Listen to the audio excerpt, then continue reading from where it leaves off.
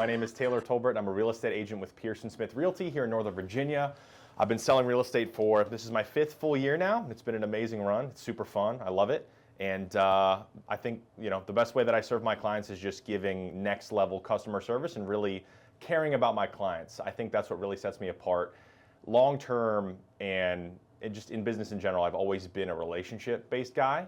And I think that's allowed me to connect with my clients so deeply over the years and just, create friends for life and clients for life. And that's what's really helped me get to where I am today. That's awesome. Yeah. Tell me a little bit about how did you get into the real estate industry? So backing up, I was in insurance. I graduated school and I got into the insurance business for 2 years, right out of school. What kind of insurance? Commercial insurance, so property and casualty and then life and disability. That sucked. But I gritted through it. I did it for 2 years, and I'm telling you, I was just knocking doors on small businesses all across Northern Virginia, talking to B2B? B2B. Small business owners, individuals for life and disability, everything I could get my hands on, I would. But I was literally suited up like this, driving around Nova for 8 hours a day in the 105-degree heat. 22-year-old kid didn't know my ass from my elbow, and it was just intense. And like I said, I hated it, but I gritted through it for 2 years, did really well, and I think that really established my baseline of how to sell, how to close, how to speak to people, develop that skill level. And then I pivoted into software sales, which, spoiler alert, I also didn't like that. But that was selling payroll software to mid-market companies, so anywhere from 500 to 5,000 employees. Ironically, I didn't do very well in that just because it wasn't the best work environment for me. But again, similar to insurance, I took a lot of lessons from being in that business, and that they meshed together well to make me a really good real estate agent. The insurance was more blue collar, informal sales process, knocking doors, cutting my teeth.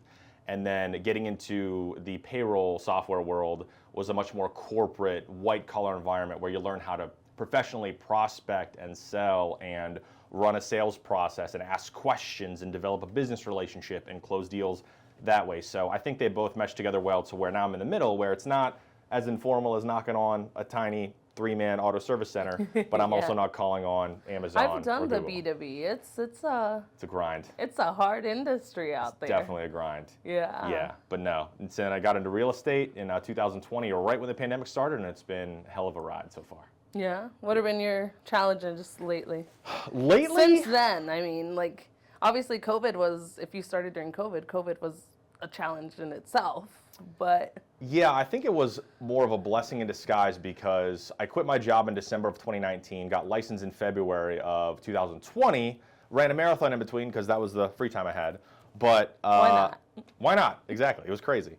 But starting in 2020, because in the beginning, there's different levels in business of skill and knowledge, right? In the beginning, you don't know what you don't know.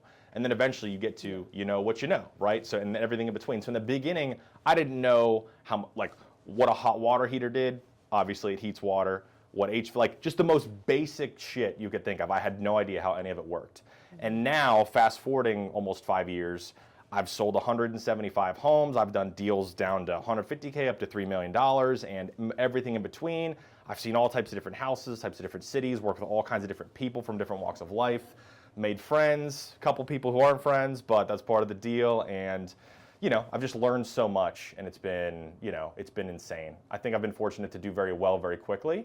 But I think, to your point, the challenges in the beginning are you don't know anything, you don't know anybody. But for me, I was just like, I'm going to put my nose down, not worry about the money initially, and just work as hard as I can. And that alone ought to take care of me, and it certainly has. Yeah. What do you find most rewarding? It's just about just the industry, everything that's going on. Yeah, the most rewarding thing for sure is just the relationships I get to have with these people afterward. If you were going to go to buy insurance, life insurance, it's not a fun conversation. It's not a fun thing to buy. It's not something you look at or you experience every day. It's just not that. Real estate, though, even if you're not looking to actively buy or sell a home, it's always fun to look at houses. That's why HGTV is so big, because we all love houses. So in being in real estate, you get to help people with the biggest purchase of their life. It's one of the most intimate purchases because I get to know you personally on a financial level, a personal level, because I need to know what you guys want for you and your family in terms of a house. And then we get to drive around Nova or analyze your home that you've been in for 20 years, and we get to do business that way. So it's just such a fun thing that's unlike any other asset class that I've seen, because it's high dollar, so pretty intense in that regard and very important for me to do my job there. And then very personal because it's your home, you know? Do you have a focus on a specific set of people, like first-time home buyers or, you know, people who have bought several homes, or do you just help everybody? Up until this point, I haven't. I've really just helped everybody because why not? I don't want Yeah, to of pigeonhole course. myself because you know, in the beginning, it's like I don't know anybody. I'm going to do everything. But now, like we just moved into our dream home in Waterford, so Western Loudoun. So now my focus is I'll still go all over Nova. I have a big client base now, but I'm primarily focusing on Loudoun County and specifically Leesburg, Purcellville, Lovettsville, that triangle. And then ideally, you want to work with sellers a little more than buyers, but the buy side is just so much fun for me, and I really enjoy that. So I like to do those too. But you know, if I could do 60% listings in Western Loudoun and Leesburg, and then maybe 40% buyers in that area, that would be dream scenario. That's what I'm focusing on.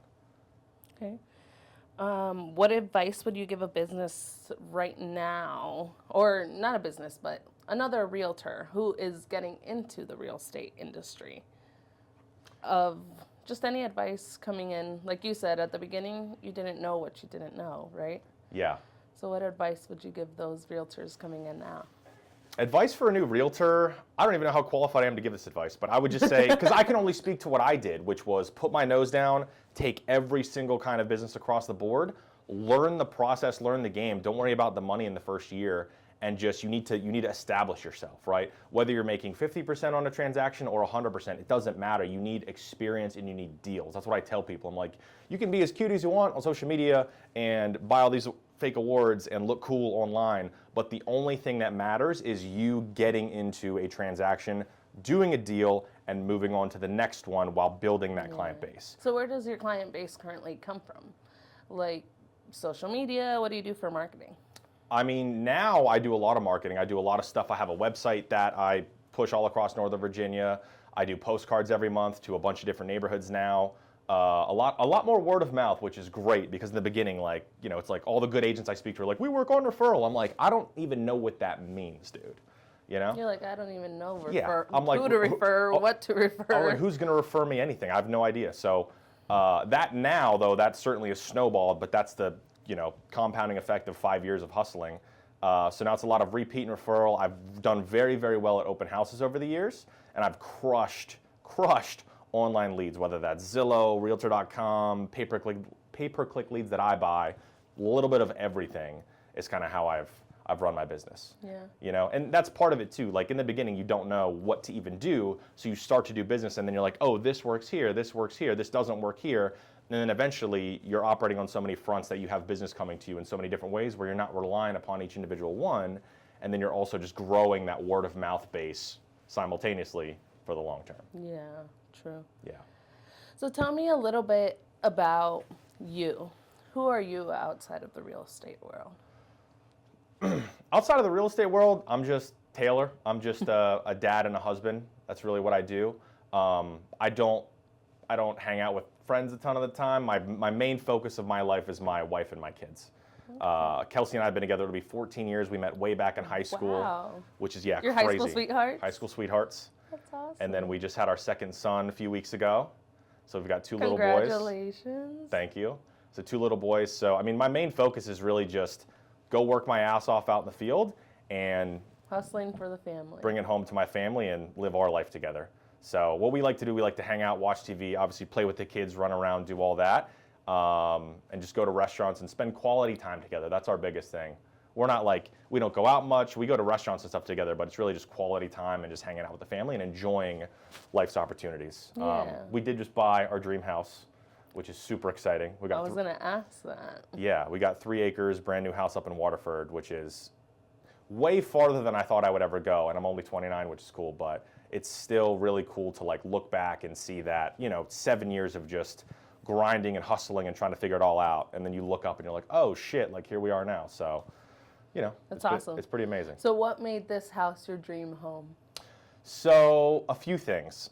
We were living in Chantilly, and we had a very nice house in Chantilly, but it was on 0.15 acres, so no land essentially. We've always wanted to build a home from scratch, and we've always wanted to have some land. So we found a really nice farm that Van Meter had bought up in Waterford, and we got a amazing 3-acre lot, one of the best lots in the neighborhood. We were able to build the house. It's about 5,700 square feet with all the different finishes and options that they had. And it really came to life from just a piece of land up there to our dream house now. And it's fenced, and it's on 3 acres, and it's on a cul-de-sac. Like, it's everything we could have ever wanted. That's so rewarding to see, because you see it obviously from, it was just dirt to this whole thing now. Yeah. Yeah, and That's it was really nice to be able to work with a quality builder like Van Meter, because like we knew they were going to take good care of us. And then one other thing I definitely wanted to point out though is Kelsey. She's always been the catalyst for that next step in life. Like when it was time to buy our first house, she was like, we should actually definitely do this. And then when we upgraded to our second home, I was terrified because it was a big price point relative to our age, and I was like, oh no. And then she helped us do that. And then the same exact with this house. She was like, listen, Taylor, it's not going to be cheaper in 5 years. And listen, Taylor. Yeah, she's like, we can afford it now pretty comfortably on paper at least. Like, let's do it. Like, bet on yourself like you've been doing your whole life. Let's go get our house. Let's do it now, and we'll keep rocking and rolling. And she's always believed in me when I didn't necessarily believe in myself, and she's a warrior and a badass, and it's amazing. Shout out to her, right? Absolutely. Yeah, she's the best. So what are some things currently that you're seeing with new builds or stuff like that that more people are going for? Whether it is, like you just said, certain finishes or certain things in the house that people are kind of looking for that style more so now than before, or do you notice any of that? I mean, there's new construction popping up everywhere in Loudoun County and all across Northern Virginia.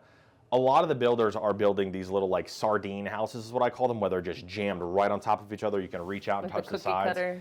Yeah, which I guess there's a place for that because, like, I mean, it is what it is, but what people are ideally looking for is not that. That comes up in conversation all the time where, hey, there's a new development in Brambleton, and it's like they're just sandwiched in between each other. People like to have a decent lot, a fifth of an acre, a quarter of an acre, a nice open floor plan, obviously, all the builders build, and it's always got to be feeding to good schools. That's a big part. There's a couple neighborhoods where they build up, but they don't feed to good schools, and they have trouble selling. So it's just a combination of all of it. And then the quality of the builder, too. There's a few builders around here that don't have the best reputation. I won't name names, but it's the whole package, really. Yeah. What's the craziest request or, like, the craziest story you could tell me of somebody, a buyer or a seller? Like a crazy story where you were like, oh, my God, I really had to do that. Or, like, I had to really figure this out for them. Or... Yeah. Well, I would tell you about the one where my client's house burned down, but I already told that on another podcast. Oh my God. But that was crazy. Shit, I should have thought of that. Let's come back to that. I'll think of something in the meantime. We'll come back. Yeah. We'll come back. Would you be able to give our listeners a little bit of advice on, right now the market is obviously, we know, a little bit strange. Yeah. What is your biggest advice for people who are looking into maybe buying their first home or looking into, possibly, like you just did, build up a house, but they're definitely too scared with these interest rates or with, everything going on? That's a really good question. I think, speaking directly to a potential home buyer right now, my thought process is this. I can only speak to Northern Virginia, which is our local market.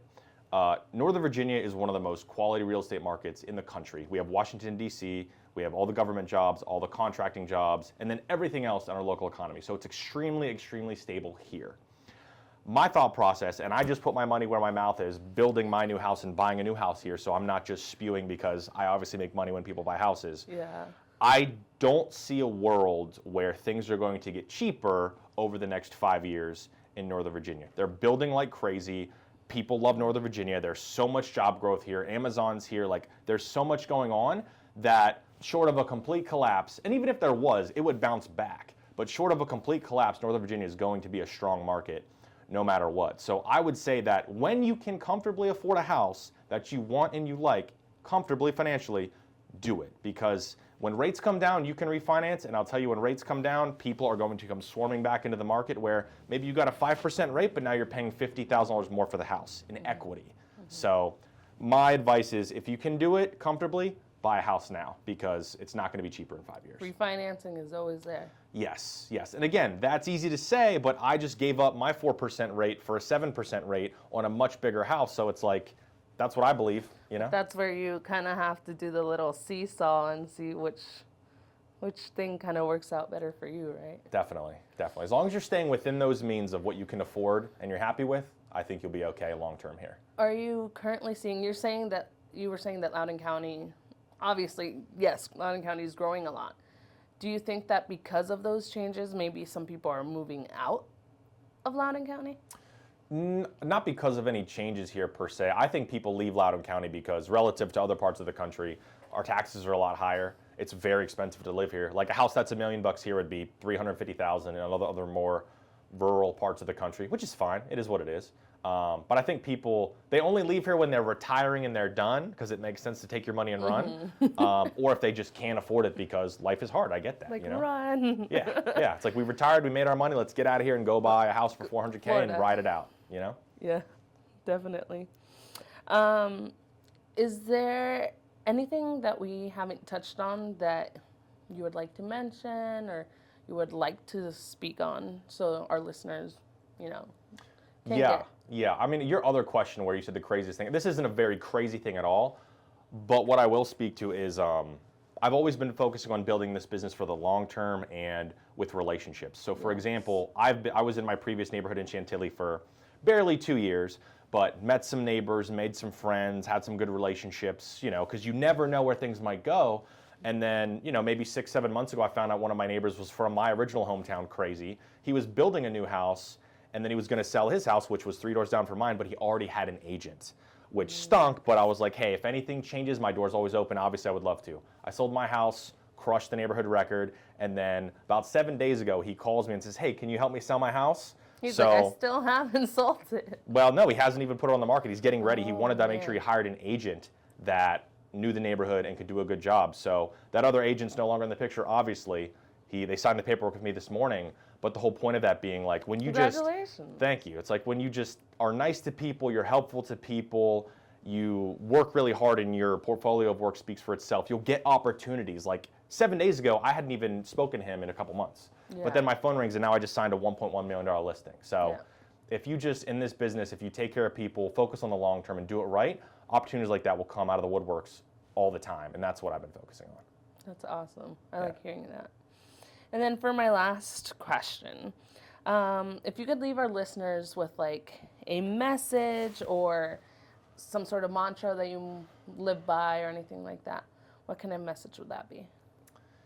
Yeah, I mean, from the beginning of, I guess, the entire process of me building myself into who I am today, which I would say started when I was like 12 or 13, it's always my stepdad, who I credit most of my success to for instilling that in me, was just shout out keep to your stepdad. Stepdad, Bobby's the man. Just keep your nose down, work your ass off, outwork everybody, put up results and do your best, and that's it. So from when I was, middle school, lifting weights and playing sports, I was always the best in high school or whatever, but just because of that sheer work ethic. And I've taken that with me from when I was insurance. I didn't enjoy it, but I was like, screw it, I'm gonna go down and work hard and I'm gonna be the best, and that's what I did. When I got to payroll, didn't work out, but still, I worked harder than everybody else, undeniably. And in real estate, same thing. It doesn't matter what the trade is, whether it's real estate, finance, photography, podcasting, it doesn't matter. If you have the capability to learn from your mistakes, work hard, continue to build your skill set, focus on something and just stick with it, like truly you can grow so much and you can make so much money in a short amount of time if you develop the skills and put yourself in that position. So it's just the default thing for me that it's always gotten me places is just my pure work ethic. And now I have skills, so I'm pretty dangerous in this game. You seem very, very passionate. Very, very Yeah. I mean, I love life and I love what I do and I love taking care of my family, and real estate's fucking awesome. So it's for me.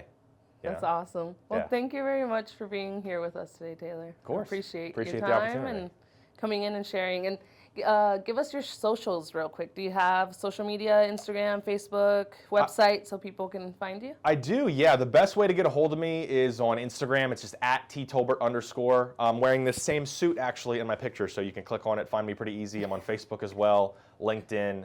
And then I'm not too hard to find my cell phone number online. So go ahead, look me up. Hit me any way you want, and I'd be happy to help. Awesome. Thank you very much, Taylor. Cool. Thanks.